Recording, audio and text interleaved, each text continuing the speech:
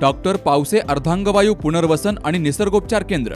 निसर्गरम्य आणि प्रदूषणमुक्त वातावरणात 20 कॉटचे उत्तम मशिनरी आणि सर्व सुविधा उपलब्ध असलेले सुसज्ज निसर्गोपचार केंद्र. अर्धांगवायू, मान, पाठ, कंबर आणि सांधेदुखी, हातापायांना मुंग्या येणं, टाचदुखी, चेहऱ्याचा पॅरालिसिस, ॲक्युपंक्चर, फिजिओथेरपी, जलचिकित्सा, बाष्पचिकित्सा, योग चिकित्सा, मालिश चिकित्सा, चुंबक चिकित्सा, आहार चिकित्सा आणि माती चिकित्सा. संपर्क डॉक्टर रमेश पावसे, ठिकाण हिवरगाव पावसा, रायतेवाडी रोड, तालुका संगमनेर. संपर्क 9623 25 67 22. विद्यार्थी दशेतच उद्योजक घडावा. वेगवेगळ्या व्यवसायांचा अनुभव त्यांना महाविद्यालय जीवनातच मिळावा.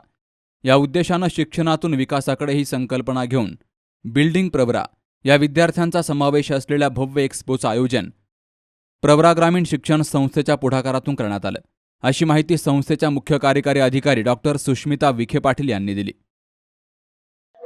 नामदार राधाकृष्ण विखे पाटील साहेबांची एक संकल्पना होती, एक आपण ऑन्टरप्रेनर सेल बनवावं, म्हणजे आपला विद्यार्थी हा बिझनेसमॅन का बनू नये, का मागं राहायला पाहिजे, ह्या संकल्पनेतून आम्ही सुरुवात केली. तर त्याच्यामध्ये आपण जर आज बघितलं, इट इज नॉट ओनली सहकारातून समृद्धीकडे, शिक्षणातून विकासाकडे, पुढे त्याला एक टॅगलाईन आम्ही जोडलेली आहे. आमचा जो विद्यार्थी घटक आहे त्याला ह्या स्टॉलमध्ये प्रत्येक कॉलेजला आम्ही 5-5 स्टॉल दिले होते. टोटल आता 150 स्टॉल झालेले आहेत, शिक्षक आणि विद्यार्थी दोन्ही मिळून. आणि त्याच्यामध्ये बिझनेस कसा करावा, कसा माल भरला पाहिजे, त्याला काय मार्जिन लावली पाहिजे, काय पद्धतीने मार्केटिंग स्ट्रॅटेजी वापरली पाहिजे, छोट्या बारीक गोष्टी सुद्धा त्याच्यात आम्ही इन्क्लूड केलेल्या आहेत. सगळ्या टीमनी स्टॉल टू स्टॉल आम्ही तेवढं लक्ष दिलेलं आहे.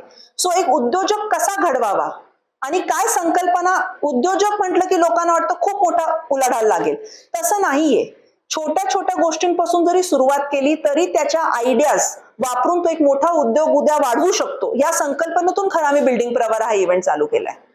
100% जसं आम्ही नवरात्र केलं, नवरात्र केलं, गणपती केली, डीजे मुक्त जसं आम्ही गेलो, संस्कृतीकडे परत जे नाळ जोडतोय ते आव्हान आम्ही 100% करणार आहोत की प्रदूषण मुक्त. दिवाळी, जसं साहेबांनी एक प्रश्न सांगितला, दिवाळी म्हणजे फक्त फराळ आणि फटाके नाही, तर ह्यावेळेस प्रवरा एक गड किल्ल्यांचा उपक्रम सुद्धा घरोघरी राबवणार आहोत. जेवढे विद्यार्थी आहेत त्यांनी आपल्या आई वडील, भाऊ बहीण यांच्या मदतीने एक गड किल्ला बनवायचा आहे दिवाळीत. आणि सहकारातून समृद्धी, प्रत्येक गड किल्ल्यावरती समृद्धी त्यांनी त्याच्यातून दाखवली पाहिजे. मुलं गड किल्ल्यापासून पालक त्यांना लांब नेत आहेत, कारण इझिली आपण त्यांना एक गेम झोन मध्ये टाकू शकतो, त्याच्यामध्ये सगळेजण सुखी आहेत, मोबाईल हातात दिला की संपलं. आम्ही मागच्या वर्षीपासून प्रत्येक शिक्षण संस्थेमध्ये शाळकरी मुलांना आम्ही गॅदरिंग मध्ये महाराष्ट्रातील गड किल्ले ही थीम ठेवली. त्यामुळे काय झालं, प्रत्येक विद्यार्थ्याला किती गड आहेत, त्या गडाचं महत्व काय आहे, शेवटी शिवराज्य अभिषेक खूप लोकांनी त्याच्यातून दाखवला.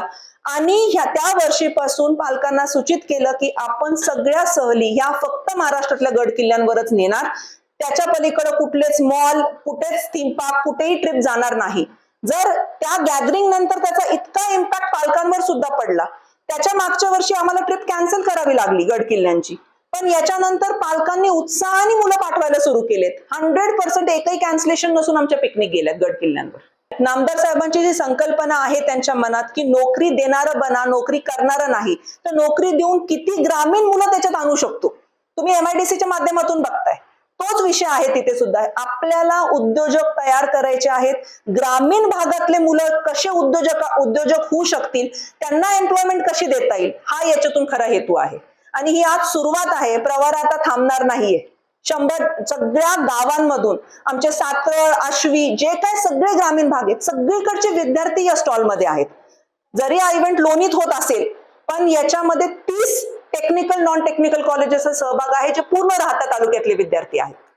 मुलांनी सरप्राइझिंगली मला सरप्राईज केलंय, एवढे वेगवेगळ्या कल्पना ठेवून त्यांनी दिवाळीचे दिवे, पंत्या, होममेड आर्टिकल्स, मग काही आपल्या आयांचे बिझनेस होते, मसाल्याचे, पापड, लोणचं, ते सुद्धा त्यांनी ठेवलेत. एकानी तर लोणीतले इलेक्ट्रिकल ई-बाईकच्या दुकानात जाऊन 6 बाईक आणल्यात आणि त्यांनी त्याच्यात ठरवलंय की तुझी एक बाईक गेल्यावर मला इतके टक्के मिळाले पाहिजे. सो विद्यार्थ्यांनी भरपूर स्ट्रॅटेजीज वापरून वेगवेगळे स्टॉल्स ठेवलेले आहेत. खाण्यापिण्याच्या स्टॉल्स पासून तर एक एंटरटेनमेंट इव्हनिंग, फनी गेम्सचे सुद्धा विद्यार्थ्यांनी स्टॉल ठेवले आहेत. ब्रेन क्विज, 20 रुपयाला एक तिकीट, मग अजून इन्व्हेस्ट केलं 60 रुपये केल्यावर इतके मिळतील. खूप सुंदर संकल्पना आहे.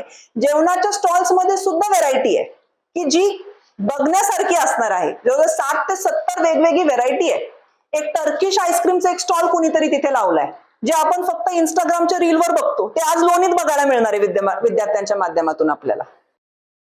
18 ते 20 ऑक्टोबर या 3 दिवसांच्या कालावधीत लोणी बुद्रुक येथील पद्मभूषण डॉक्टर बाळासाहेब विखे पाटील क्रीडा संकुलाच्या मैदानावर विद्यार्थ्यांच्या बिझनेस एक्स्पोचं आयोजन केलं गेलंय. या एक्स्पोमध्ये फनी गेम, खाद्यपदार्थांचे स्टॉल तसेच येणाऱ्या दिवाळीनिमित्त लागणाऱ्या सर्व साहित्यांचे 150 स्टॉल विद्यार्थी उभे करणार आहेत. या एक्स्पोमध्ये विद्यार्थ्यांबरोबर शिक्षक आणि पालकांचाही सहभाग असणार असून विद्यार्थी दशेतच उद्योजक घडवण्याच्या दृष्टीनं एक छोटासा अनुभव या एक्स्पोतून मिळावा हा विचार आहे, असंही त्यांनी सांगितलंय. या वर्षापासून हा बिझनेस एक्स्पो सुरू केला असून भविष्यात वेगवेगळ्या ठिकाणी याचं आयोजन केलं जाईल, असंही डॉक्टर सुष्मिता विखे यांनी सांगितलंय. अविनाश लिहिणार, सी न्यूज मराठी, लोणी. काल आमच्या किटी पार्टीमध्ये मैत्रिणी विचारत होत्या, फर्निचरसाठी तुझा चॉईस समर्थ फर्निचरच का? कारण समर्थ फर्निचरमधील 70% फर्निचर हे त्यांच्याच वर्कशॉपमध्ये बनवलं जातं आणि म्हणूनच समर्थमधील फर्निचर हे मजबूत आणि लॉंग लाईफ आहे आणि किंमत मार्केटपेक्षा reasonable. Samarth furniture and mall, Gulewadi, Sangamner, Kolhar Ghoti highway, Sugaon Budruk, taluka Akole, जिल्हा अहमदनगर.